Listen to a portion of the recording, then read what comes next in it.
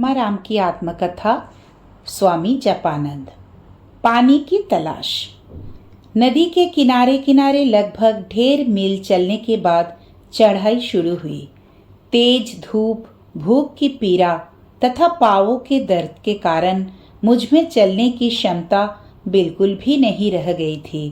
नदी से भरपेट पानी पीकर थोड़ा विश्राम करने के बाद चढ़ाई शुरू ही करने को था कि एक पहाड़ी को नीचे उतरते देखकर रास्ते की जानकारी लेने हेतु मैं रुक गया। उससे यही सूचना मिली कि पानी तो रास्ते में नहीं मिलेगा, परंतु गांव ज्यादा दूर नहीं है। कमंडलू में पानी भरकर और जय माँ बोलने के बाद चलना शुरू किया। आशा थी कि गांव में खाना जरूर मिलेगा। चढ़ाई बिकट थी, बिल्कुल सीधी चढ़ाई। सिर चकराने लगा।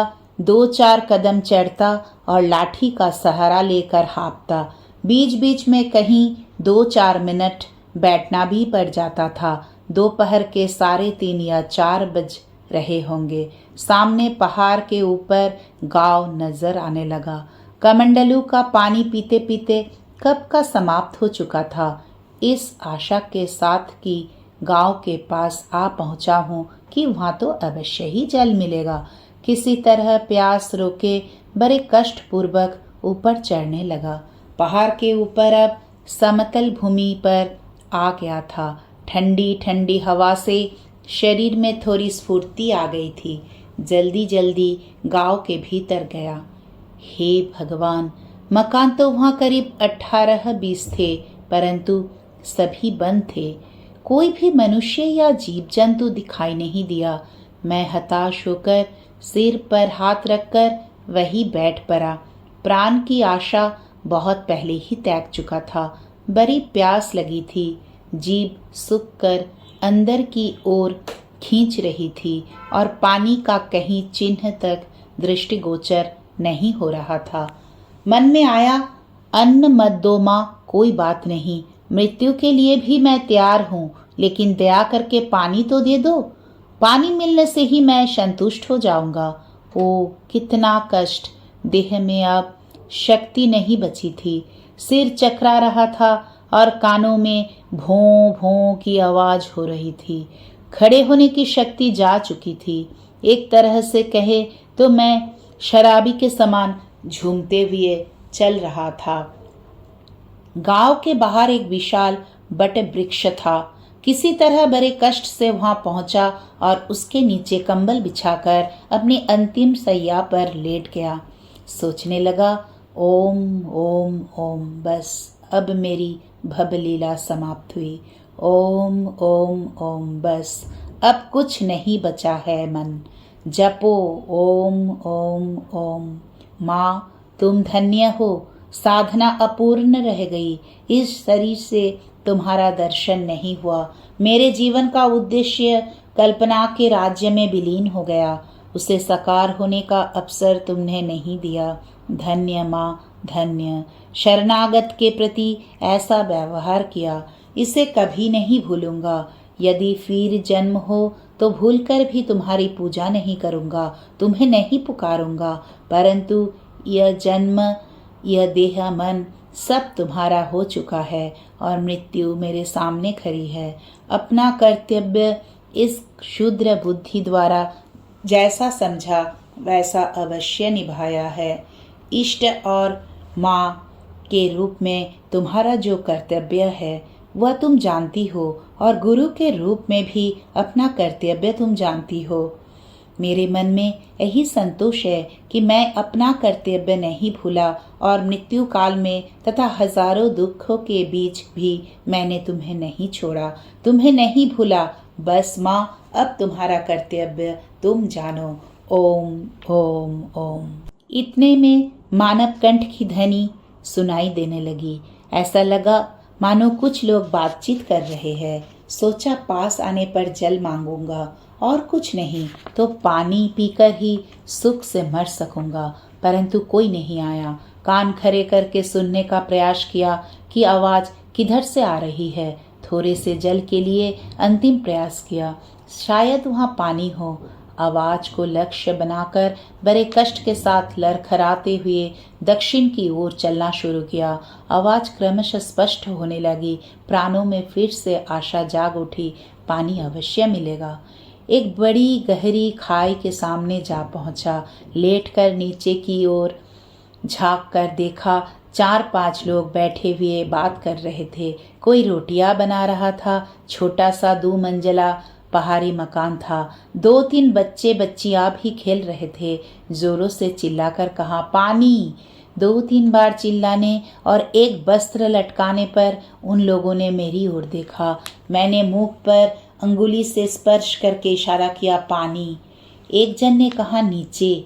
मैंने इशारे से पूछा, जाने का रास्ता कहाँ से है?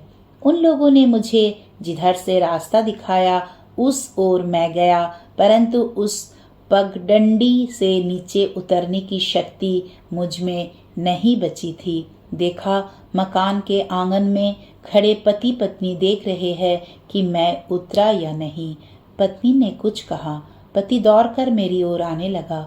समझ गया कि नारी के कोमल सौहार्दपूर्ण मातृ हृदय ने मेरी दशा समझ ली है, इसीलिए मुझे लेने को भेजा है। पहाड़ी ऊपर आ पहुंचा और बोला, चलो स्वामी जी, नीचे हमारे मकान में चलो। मुझे पकड़कर धीरे धीरे चलो। आज हमारे यहाँ गृह प्रवेश है, इसलिए 5 ब्राह्मणों को भोजन कर रहा हूँ और तुम एक सन्यासी अनायासी यहाँ पहुँचे हो। मेरा बड़ा सौभाग्य है। आज सुबह ही मेरी स्त्री कह रही थी कि यदि एक साधु भी होते तो अनुष्ठान सर्वांग पूर्ण होता। सो भगवान ने हमारी कामना पूरी कर दी है। चलो स्वामी जी, चलो। बोलने की सामर्थ्य मुझ में नहीं थी, परंतु मन में यह प्रश्न उठने लगे, यह भाग्य था या देव कृपा? पंजाबी लोग क्या इसी को अन्न जल कहते हैं? क्या इसी को भाग्य कहते हैं? उसे पकड़कर सावधानी से उतरने लगा। मैं भाग्यवान हूँ या नहीं, इसका निर्णय कौन करेगा? आंगन में एक लकड़ी को बेंच थी। जाकर उसी पर बैठ गया और बोला, पानी।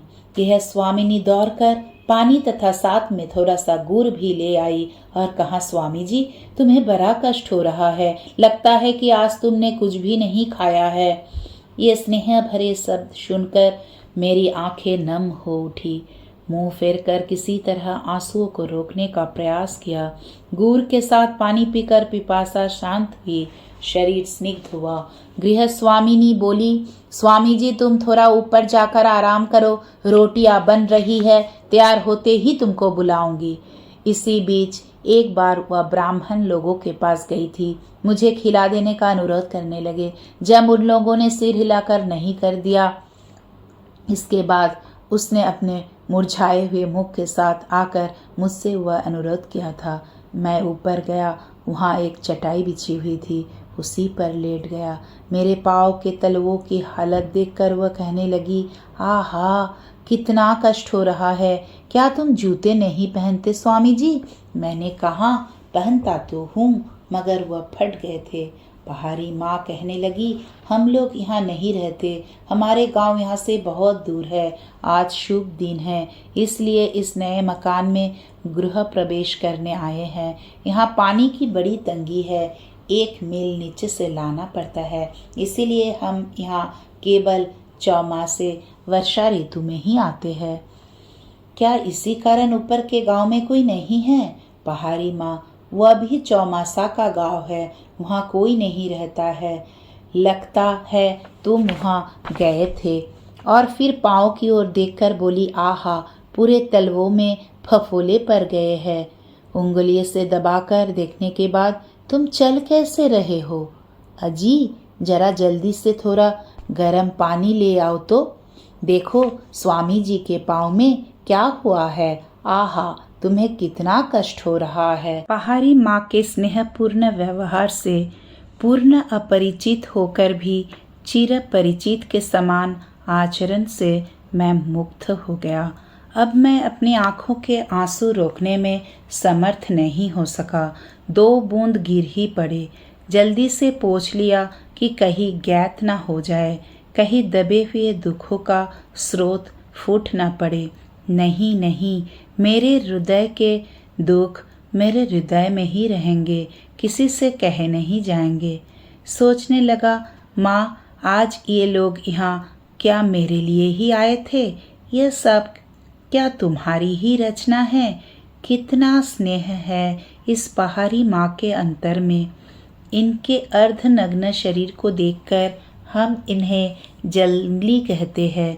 मलिन शरीर तथा मलिन वस्त्र देखकर घृणा से आंखें फेर लेते हैं। सोचते हैं कि हम सभ्य जगत के हैं और यहाँ के कौपीनधारी पुरुष अज्ञानी हैं।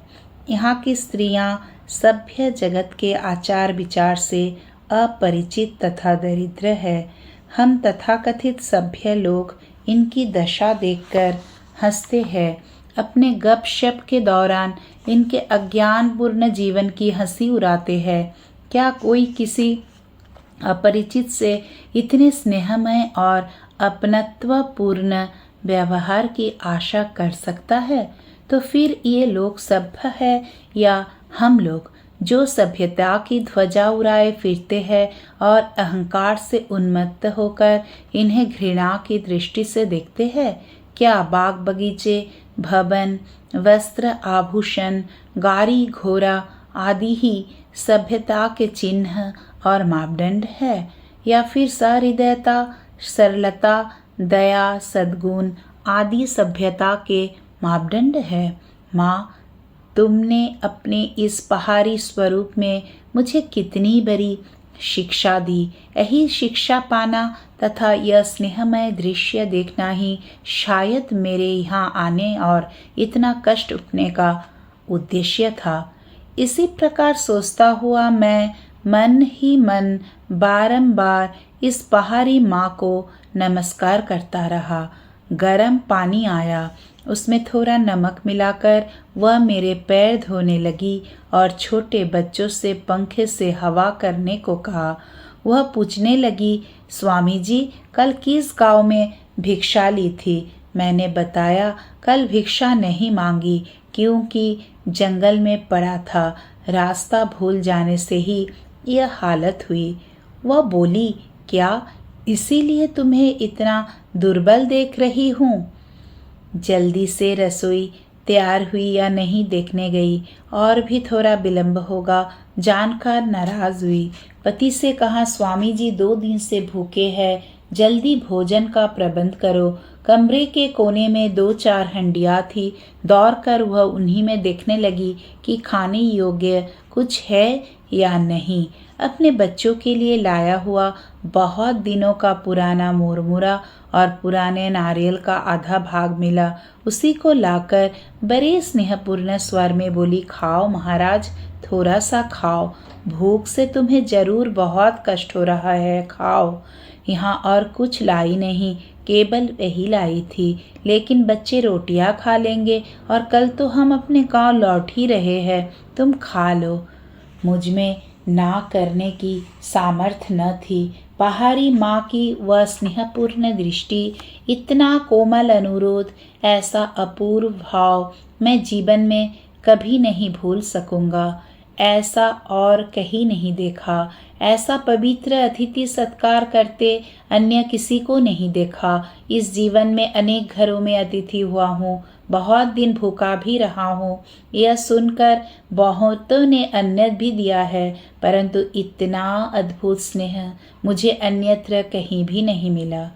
थोड़ा सा लेकर खाया और फिर कहा, बच्चों के लिए रख दो, रोटियां बन जाने पर वही खाऊंगा। 2 दिन का भूखा होने से ही क्या अधिक खाया जा सकता है? भूख दुगुनी लगती है, बाद में भूख मर जाती है। ज्यादा नहीं खाया जा सकता, विशेषकर जिनके शरीर में पित्त प्रबल हो, उन्हें पित्त हो जाता है। हो सकता है बाकी लोग अधिक खा सके, परंतु मुझे भूख से कहीं अधिक शारीरिक दुर्बलता है। भोजन करते ही ठीक हो जाएगा, तुम व्यग्र मत हो आदि। वह बोली, नहीं नहीं, बच्चों के लिए रोटियां रख दूंगी, भूख लगने पर वही खाएंगे, यह सब तुम खा लो। रसोई में अभी देर है, क्या करूं, और आटा नहीं है, नहीं तो तुम्हारे लिए तत्काल 2 रोटियां सेक देती। 2 दिनों से तुम्हारा खाना नहीं हुआ। आहा, कितने कष्ट की बात है। कि आंखों में आंसू भर आए। पति के आने पर दुख व्यक्त करते हुए बोली, देखो कितना कष्ट है, भगवान के लिए कितना कष्ट उठाना पड़ता है। पति ने कहा, कष्ट सहे बिना क्या भगवान मिलते हैं? इन लोगों का यही तो जीवन है, कभी अन्न मिलता है, कभी नहीं। उन स्वामी जी की याद है ना, जो 4-5 दिन से जंगल में भूखे पड़े थे, मेरी ओर उन्मुख होकर। क्या आप उन्हें जानते हैं महाराज? आपकी ही भांति वे भी पहाड़ों में घूमते थे, बड़े सिद्ध चमत्कारी पुरुष थे। इतने में सूचना आई कि प्रसाद तैयार है। वे लोग बहुत सा आटे का हलवा और रोटियां लाए थे। सोचा था खूब खाऊंगा, परंतु ज्यादा न खा सका। पेट से गड़गड़ की आवाज आने लगी। पहाड़ी माँ अनुरोध तथा अनुनय करने लगी कि कम से कम हलवा तो पूरा खा लो। मेरी असमर्थता जताने पर कहा, ठीक है तो फिर तुम्हारे लिए बांध देती हूँ, भूख लगने पर खाना। मैं उसकी ज़रूरत नहीं, कल की बात कल देखी जाएगी। ब्राह्मण लोग भोजन करके अपने गांव लौटने के तैयार हुए। मैंने पूछा, गांव कितनी दूर है? बताया, बस 1 मील है, यहाँ से सीधा रास्ता है। संध्या प्राय हो चुकी थी। उसी गांव में जाने को प्रस्तुत हुआ। पहाड़ी माँ किसी भी हालत में छोड़ने को राजी नहीं थी। बोली, नहीं, आज रात यहीं आराम करो, कल चले जाना। मैं बोला, तुम लोगों के इस छोटे कमरे के सिवा और कुछ तो दिखता नहीं। तुम 4 जने हो और नीचे भेड़ बकरियां है। मैं तो तुम लोगों के साथ इस कमरे में नहीं रह सकता। गांव पास ही है और समय भी है, इसलिए मुझे जाने दो। प्रभु तुम्हारा मंगल करे, तुम लोग सदा सुखी रहो, मेरी यही प्रार्थना है। अब मुझे जाने दो माँ। वह बोली, तुम स्वाधीन सन्यासी हो, लेकिन रह जाने से अच्छा होता। तुम्हारी थकान दूर होती और तुम्हारे पैरों की कैसी दशा है। हम बच्चों को लेकर बाहर सो जाते। क्यों जी, क्या कहते हो? पति ने भी कहा, इसमें क्या है स्वामी जी, आज रात रह जाओ ना। मैं बोला, यह कैसे हो सकता? तुम लोग छोटे छोटे बच्चों को लेकर बाहर पड़े रहोगे और मैं भीतर रहूंगा? ऐसा नहीं हो सकता। धीरे धीरे चला जाऊंगा। चांदनी रात है और बस मील भर ही तो जाना है। वह बोली, तुम स्वाधीन सन्यासी हो, जब तुम्हारी यहाँ रहने की इच्छा ही नहीं है तो जाओ, अब देर मत करो। लेकिन कभी हमारे गांव आना। उस गांव से पूर्व की ओर 3 कोस दूर है। रास्ता अच्छा है। तुमको आलू प्याज की सब्जी और खूब दूध दही खिलाऊंगी। भगवान की कृपा से हमें कोई कमी नहीं है। एक बार जरूर आना। पार्वती के देश के इस पवित्र धार्मिक दंपति के अद्भुत स्नेह तथा सेवा परायणता की बात सोचते सोचते गांव की ओर चल दिया। जीवन दान तो इन्हीं लोगों ने दिया था। इसमें ईश्वर का हाथ देखूं या अपनी ही भांति देहधारी इस पहाड़ी दंपति का। आहा, पार्वती की इन कन्याओं में कितना स्नेह, कितना सुंदर भाव है।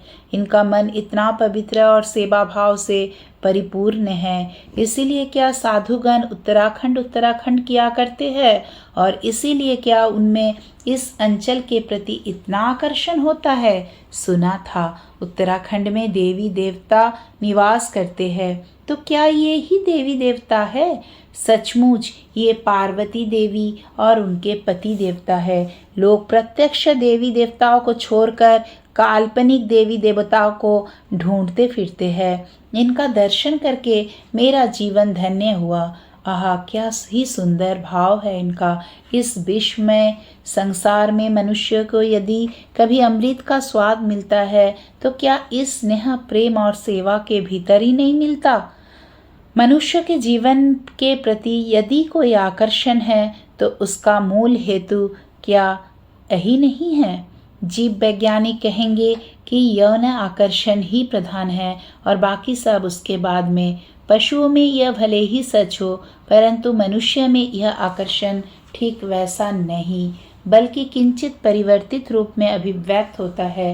स्त्री के प्रति पुरुष का जो आकर्षण है वह यौन के कारण नहीं है। भाई बहन में जो प्रेम होता है या निकट संबंधियों में जो आपसी प्रेम दिख पड़ता है वही इसका प्रमाण है। पशुओं में यह बुद्धि नहीं होती। धन्य हो तुम पार्वती, तुमने मुझे अपने स्नेह बंधन में बांधकर सदा के लिए अपना दास बना लिया। लगता है यह ऋण कभी चुका नहीं सकूंगा। मुझे नहीं लगता कि इस शरीर में रहते मुझ में कभी यह सामर्थ्य आएगी, क्योंकि जीवन की गति पर अब मेरा कोई अधिकार नहीं रहा। केवल शब्द द्वारा सेवा की तुम्हें कोई आवश्यकता नहीं है और मैं भी निरर्थक शाब्दिक सेवा में विश्वास नहीं करता। तुम लोगों को जिस सेवा की जरूरत है उसे करने की शक्ति मेरे पास आज भी नहीं है। यदि यह शरीर रहे और कभी वह शक्ति हो तो जी भर कर तुम लोगों की सेवा करके निश्चय ही इस जीवन का ऋण चुकाऊंगा। क्रमशः